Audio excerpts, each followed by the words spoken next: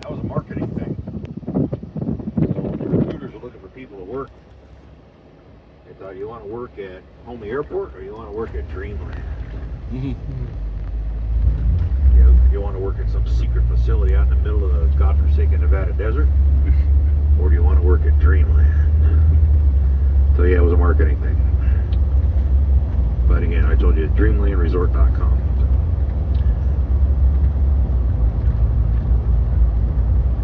Alright, so we're on an extraterrestrial highway right now, generally heading in a southwesterly direction.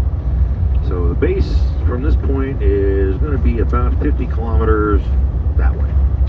Yucca Flats, where all the nuclear testing was done, also about 50 kilometers that way.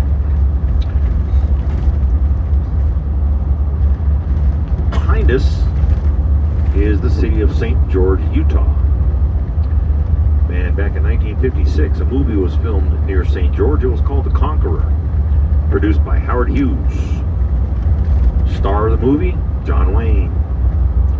John Wayne playing the part of Genghis Khan, 13th century Mongol warrior. Considered one of the worst movies ever made. Now, John Wayne, well known for westerns and military, but Genghis Khan, not so much. Susan Hayward, Agnes Moorehead, Pedro Armendariz, some of the other folks in the movie. So here's what's interesting, besides the fact that it was a bad movie. St. George, Utah, being east of Yucca Flat, was exposed to nuclear fallout. Nuclear bombs go off above ground, nuclear radiated particles go up in the air, prevailing winds move them along, and at some point they fall back to the ground, contaminating whatever they touch. So out of the 220 cast and crew in the movie, 91 of those people contracted cancers and later died. Now, is that an unusual number? Out of a random sample of 220 people in a given geographic area, how many people would normally develop cancer? And the answer is about 30. So a much higher percentage of people develop cancer. Now, John Wayne died of stomach cancer in 1979. He survived a bout with lung cancer in the 60s, actually had one of his lungs removed. But John Wayne was a 4 to 6 pack a day cigarette smoker. And most of us are pretty comfortable with the link between tobacco and cancer. So John Wayne dying of cancer, probably not much of a stretch. Although one could make the argument that maybe his condition was exacerbated by exposure to radiation. Agnes Moorehead, best known for her role as in Dora the Witch in the TV series Bewitched. Remember, she played Grandmama. She was clean living, didn't drink, didn't smoke. She died of cancer. Pedro Armendariz, a frequent co-star of John Wayne in many movies he made. Once he learned he had terminal cancer, he committed suicide. So, rather interesting. There's also, actually I just saw a story in the local paper yesterday. So, some folks called them, who were called the downwinders. People who in the past or their relatives had been exposed to nuclear fallout as a result of testing are still fighting with the government over claims or injuries suffered by themselves or other family members during the nuclear testing era. So something is still going on. Alright. Around us right now, these plants you see are Joshua trees. These are some smaller specimens of Joshua. They tend to be rather long-lived. They can live 300 to 500 or more years old and get rather large. A very unusual looking plant. Now they're called a Joshua tree, but they're not a tree in the traditional sense. Trees typically have wood pulp or age rings, or you can take a tree and cut it down and saw it up into lumber to make other things. Joshua tree, none of that. When they're dry, they make good firewood, but the interior structure of a Joshua tree is more like a sponge or a dried up sponge. The seed pod that grows on there from time to time can be edible, although it doesn't taste too good. But the native peoples that lived out in this area, they were pretty good at using whatever was available, including the Joshua tree. Now, Joshua's got their name from Mormon settlers. Now, southern Nevada did see a large influx of Mormons back in the 19th century, looking for new places to live and exploit. And when they saw these plants, the arms of the plants stretched out, they were reminded of the biblical figure Joshua. Joshua was in the book of Exodus in the Old Testament, working alongside Moses to help him free the people from bondage in Egypt and then escort them to new lands promised by God. So when the Mormons saw these plants and the arms of the plants, they were reminded of Joshua welcoming people to new lands, and that's how they got their name.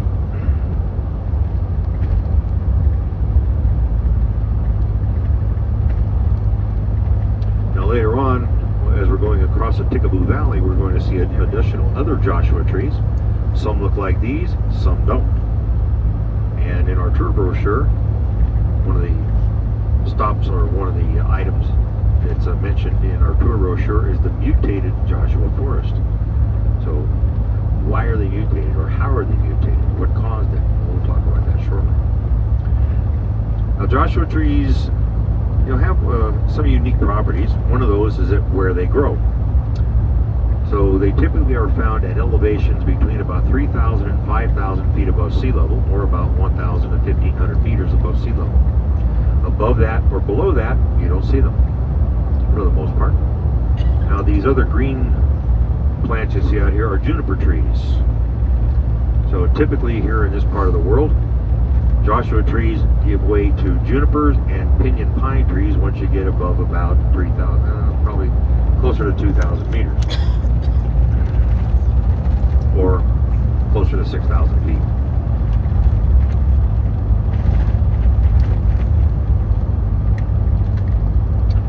Junipers were used by the Wallapai Indians to make their homes. They were called wickiups. So easy to confuse a wickiup and a teepee, but they're not the same thing. Wickiups are made of juniper branches, or juniper trunks, and then covered with juniper branches, whereas a teepee is probably 4 or 6 long poles, lodge poles, that are put together in a cone, and then an animal skin placed around the outside, usually a buffalo hide. And in the wintertime, yes, it snows up here. So yeah, I've been up here with snow on the road and snow on the mountains. And actually had a group of folks from Chile on board that day. So got over the other side of the hill, pulled off to the right, let them play in the snow a little bit. You don't get to see snow too much down there. Of course, here in December, same as it is for you folks from Australia, it's summertime in December.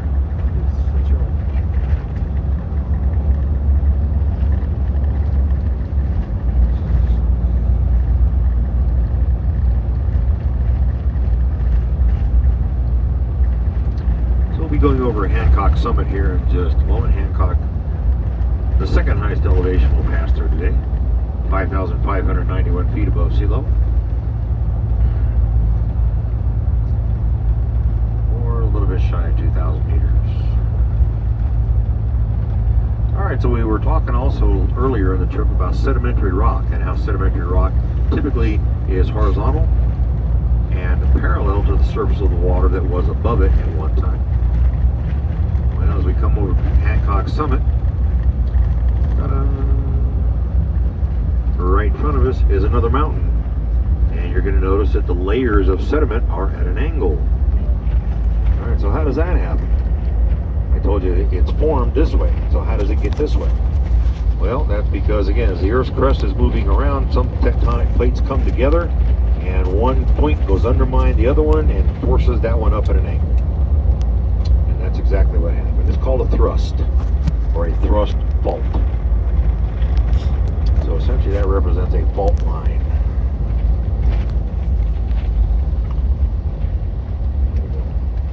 A little more geology there for you. Okay, off in the distance, see that dirt road running off into the hills? That's Groom Lake Road. And we're going to be on that in just a couple of minutes. And that will take us to Area 51. Like I said, Area 51 is not called that by the government. Matter of fact, the U.S. government did not even publicly acknowledge the existence of the base until 2013. Why did they do that? Well, back in 2005,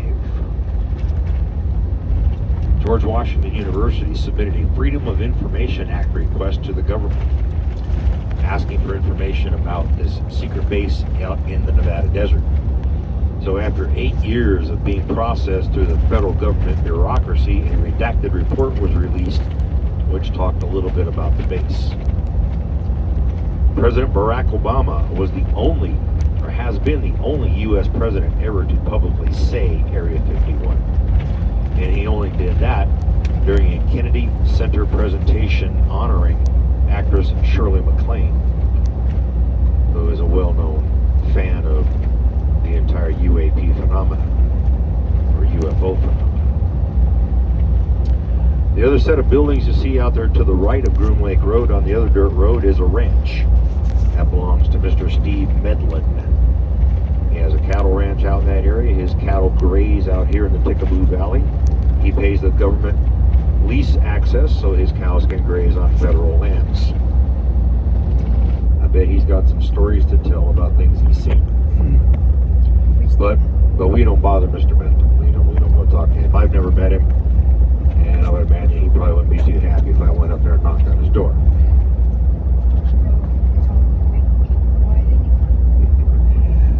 Who knows? Who knows? All right.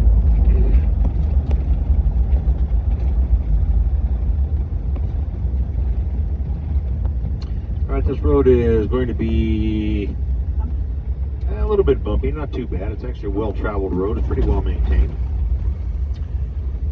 But this is more than likely the road that the buses that are used to shuttle local employees to work. So this road is about 13 miles long, or about 21, 22 kilometers in length. Somewhere along this road are likely seismic sensors. Up on the tall mountain over there to the right at about 2 o'clock, that highest peak is Bald Mountain. There is an antenna array up there. The communications or telecom equipment, probably microwave transceivers. And I'm willing to bet there's probably some cameras up there as well. So behind us we're leaving a dust trail. Not too bad. Actually, this road was kind of wet, so the dust trail isn't too bad behind us right now. But if there's a camera up there, they can see the dust coming up behind us. So they know we're coming. And they will be there when we get there.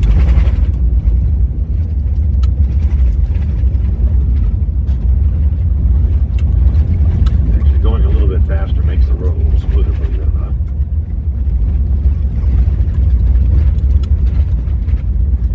Looks like it's been a little while since they've graded it, though. A little bit of washboard.